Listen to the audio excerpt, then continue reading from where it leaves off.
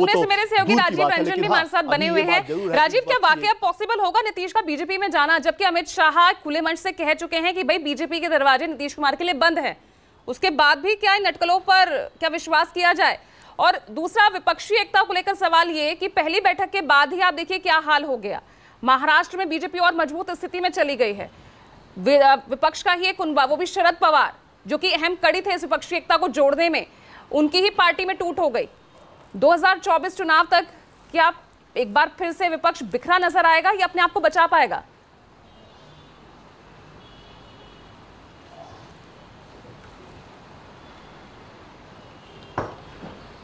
देखिए, विपक्षी एकता की बैठक के बाद जो पहला झटका लगा है वो शरद पवार को ही लगा है महाराष्ट्र में, जो कि एक कद्दावर नेता है और इस विपक्षी एकता की धुरी के तौर पर वो बहुत पहले से काम भी कर रहे थे।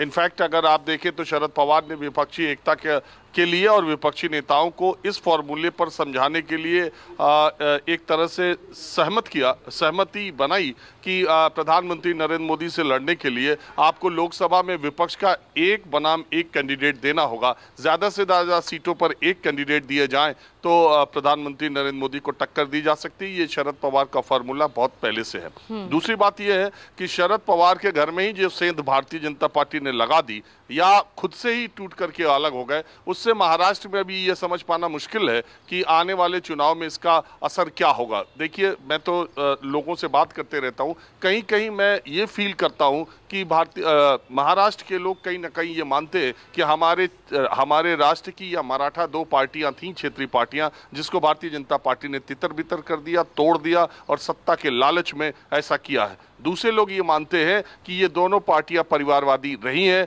परिवार में एक समय के बाद इस तरह के विरोध हो जाते हैं और ये स्वाभाविक सी बात है कि इन पार्टियों में जो टूट हुई है और प्रधानमंत्री नरेंद्र मोदी के साथ अगर ये जाते हैं तो ये ज़्यादा फायदे में ये भी रहेंगे और भारतीय जनता पार्टी भी रहेगी। तो ये दोनों तरह के मत यहाँ पर है, लेकिन इतना जरूर है कि जो विपक्षी एकता के लिए शरद पवार निकले थे वो तो पार्टी में अपने ही पार्टी को बचाने संवारने में अब लगे हुए हैं और आगे क्या होगा ये बड़ा कहना मुश्किल है। जहाँ तक बिहार की बात आप कर रही हैं, पिछले 3 दशकों में देखिए, जमीन पर कार्यकर्ताओं के बीच में मिलना और नेताओं का ऊपर मिलना दोनों अलग चीजें हैं। बिहार में आरजेडी और जेडीयू के कार्यकर्ता जमीन पर एक दूसरे से पिछले 3 दशकों से भिड़ते रहे हैं, आपस में लड़ते रहे हैं। ये बात ठीक है कि 2015 में जब उनमें गठबंधन हुआ तो उसका रिजल्ट बहुत अच्छा आया, लेकिन अब उस 2015 में बीजेपी की जो स्थिति थी, अब बिहार में 2023 में वो स्थिति नहीं है। बहुत सारे नेता ऐसे हैं जो चुनाव के लिए आरजेडी जेडीयू में है, उनको एक विकल्प के तौर पर भारतीय जनता पार्टी दिख रही है।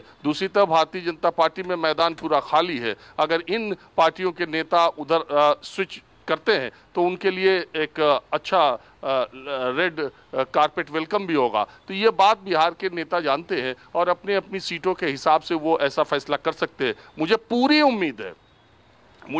उम्मीद है कि जेडीयू में एक टूट कुछ ही दिनों में, हफ्ते दिन, 10 दिन, 20 दिन, 1 महीने में निश्चित तौर पर होगी, चाहे वो एक आदमी जाए चाहे 2 आदमी जाए, और वो भारतीय जनता पार्टी के पाले में ही जाएगा। जहां तक विपक्षी एकता की बात आपने कही, ये आम आदमी पार्टी और कांग्रेस के बीच में जो रिश्ता चल रहा है वो आप देख ही रहे हैं, लेकिन मोटे तौर पर मुझे ऐसा लगता है कि 300 सीटों के आसपास विपक्षी एकता बनने में कामयाब होगी और 300 सीटों पर 1:1 की फाइट होगी। इसकी तैयारी की जा रही है। भारतीय जनता पार्टी ने ये सेंस कर लिया है, इसीलिए जितने भी अब दौरे हो रहे हैं, प्रधानमंत्री देखिए विपक्षी दलों की एकता पर किस तरह का प्रहार कर रहे हैं, किस तरह की बात कह रहे हैं, तो उन्हें ये बात कहीं अंदर तक समझ में आ रही है कि लगता है कि विपक्षी एकता हो सकती है ज़्यादातर सीटों पर, इसीलिए वो इस कुनबे पर लगातार हमले कर रहे हैं। ठीक है।